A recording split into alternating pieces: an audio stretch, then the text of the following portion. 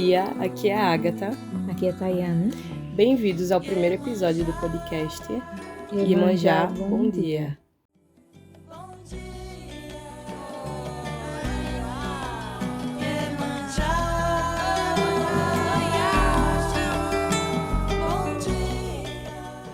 Como primeiro episódio, temos o tema Religiões Afro e Indígenas. Recentemente, nós entrevistamos o percussionista Bira do Pandeiro, que atuava como professor na ONG coletivo Mulher Vida. Vamos usar trechos dessa entrevista para discutir a influência da religião afro na vida de Bira, usando como referencial teórico o livro Intolerância Religiosa, do baborixá Sidney Nogueira. Em entrevista, Bira do Pandeiro comenta que se interessou por percussão graças à sua mãe, que era do candomblé.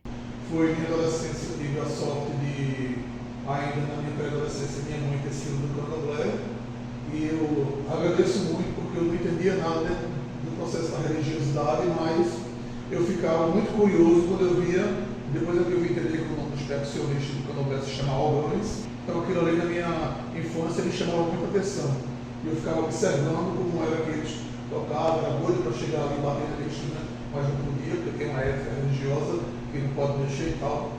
Ao relembrar seu passado, Bira conta como sua curiosidade pela percussão surgiu dentro dos rituais do candomblé, religião afro-brasileira praticada por sua mãe. Um encantamento pelos toques dos ogãs, percussionistas responsáveis pelos atabaques nos terreiros, despertou nele o desejo de aprender, mesmo que ele não fosse praticante da religião. Eu acho interessante, como mesmo a mãe dele sendo do candomblé, ela em nenhum momento fez que ele fosse. E é mais interessante quando você olha para as religiões eurocentradas, porque elas têm essa prática de obrigar as crianças a praticar elas, Esse medo de que se elas não praticam essa religião, elas acabem praticando outra. E até mesmo a gente vê, que as pessoas que praticam religiões cristãs, elas vão na casa das outras, tentam evangelizar as outras. Eu acho que até remetendo ao que os portugueses fizeram, os colonizadores fizeram. E nas religiões afro, isso vem muito mais da pessoa, de você se sentir chamada para aquela religião. Bom, essa experiência de Bira revela o papel fundamental da religião como formadora de identidade e também como um espaço de iniciação cultural. Ao trazermos esse relato para a discussão, a gente busca romper com essa invisibilização das religiões afro-brasileiras como produtoras de saber e cultura. Em seguida, Bira diz: Por exemplo, quando vocês escutaram eu fazer aquela marcação tum, tum, tum, tum, tum, tum, tum, tum, tum, isso é um toque de raiz, isso é um toque do orixá de raiz africana. Que eu ainda sofro, inclusive discriminação por conta dessa linha de trabalho que eu faço. Discriminação religiosa. Semana passada eu estava na parada do ônibus, aí a mãe veio buscar. Disse, olha, vai ter a apresentação da escola. Aí foi quando a mãe juntou da outra, mas ele não vai poder ir não, porque nós somos da igreja, a igreja não permite que ele se apresente. E olha que eles não sabem que eu estou fazendo esse toque aqui. Ele acha que vê mais como um maracatu. Esse trecho toca diretamente na questão da intolerância religiosa que Sidney Nogueira denuncia como estruturante do racismo brasileiro.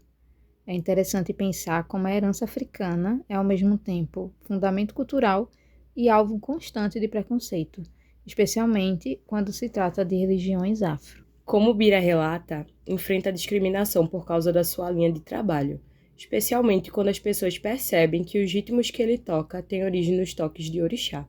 O exemplo da mãe que se recusa a deixar o filho participar de uma apresentação porque a igreja não permite, ilustra como essa intolerância não se manifesta apenas em episódios de violência direta, mas também nesses pequenos gestos que muitas vezes são travestidos de proteção moral ou religiosa.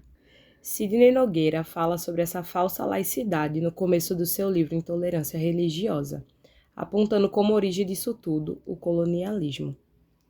Na página 19 de Intolerância Religiosa, Sidney Nogueira afirma que estigmatizar é um exercício de poder sobre o outro. Em seguida, denuncia a lógica etnocêntrica que sustenta essa prática. Tudo que está fora do cristianismo é colocado como alvo de estigmatização. Ou seja, o que não se encaixa dentro da visão de mundo cristão dominante é considerado inferior. O caso narrado por Bira também revela uma coisa interessante. Ao dizer que eles nem sabem que estou fazendo esse toque aqui, ele denuncia como sua prática é aceita enquanto maracatu, mas seria recusado se fosse identificada como toque de orixá. Ou seja, a cultura negra pode até ser valorizada, desde que não tenha ligação com essas raízes religiosas.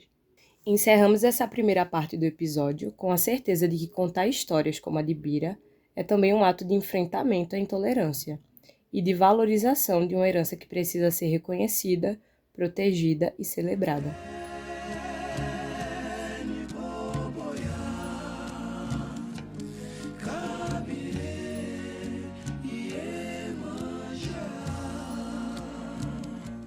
Se na primeira parte desse episódio falamos sobre a força das religiões afro e o impacto do estigma religioso na vida de artistas como Bira do Pandeiro, agora seguimos para outra raiz espiritual e igualmente importante.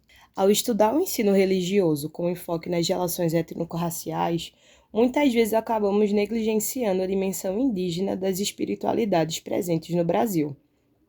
Por isso, decidimos encerrar esse episódio falando um pouco sobre a Jurema Sagrada, também conhecida como catimbó, com ênfase em sua raiz indígena. Para a fundamentação teórica, nos baseamos em Intolerância Religiosa de Sidney Nogueira, Ideias para Adiar o Fim do Mundo de Ailton Krenak e na dissertação do juremeiro Alexandre Lomilodô. A Jurema Sagrada é uma tradição religiosa que reúne saberes ancestrais dos povos originários, em diálogo com elementos afro-brasileiros e cristãos, sendo especialmente forte no Nordeste do Brasil. A influência indígena se revela na forma como a Jurema se relaciona com a natureza, não apenas como ambiente, mas como fonte de sabedoria, força e espiritualidade. Na sua dissertação, Alexandre Lomilodô critica os relatos coloniais mal intencionados, que descreviam os rituais indígenas como práticas selvagens, ignorando o profundo respeito e a complexidade das crenças desses povos. Sidney Nogueira também aponta, em Intolerância Religiosa, a contradição dos jesuítas, que, por um lado, diziam que os indígenas não tinham religiosidade, por outro, demonizavam todos os elementos dos seus rituais, ou seja, reconheciam a espiritualidade, mas a enquadravam como algo diabólico. E, gente, diabo é uma coisa tão eurocêntrica, né? Voltando à tese de Alexandre, o autor destaca a importância da natureza na Jurema. Ele cita Ari Bantu, que diz: a Jurema em si vive uma grande simbiose com todas as divindades que moram na natureza. Quando eu falo da natureza, eu falo da natureza indígena. Bantu continua: a ciência da Jurema mora nas águas, a ciência da Jurema mora nas pedras, nas folhas, nos galhos, nos troncos, nas chuvas, nas estrelas. Ciência não se vê, se vive. Essa visão dialoga com Ailton Krenak, que em Ideias para Adiar o Fim do Mundo nos alerta sobre o afastamento crescente entre a sociedade e a natureza. Krenak nos provoca a pensar que esse rompimento não é apenas ambiental, mas espiritual, afetivo e existencial. Diante disso, podemos nos perguntar: fazer parte da Jurema Sagrada seria então uma forma de adiar o fim do mundo, Tatá? Eu acho que a gente pode dizer que sim, Agatha. Acho que participar da Jurema, de alguma forma, é manter vivo um modo de existir que reconhece a natureza como sagrada, que honra os ancestrais e resiste às tentativas de apagamento cultural. Muito obrigada por nos ouvir. Encerramos então esse episódio com o poema Catimbó, de Ascenso Ferreira.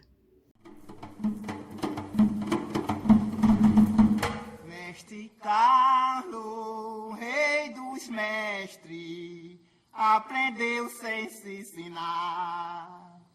Ele reina no fogo, ele reina na água, ele reina no ar, aprendeu sem se ensinar.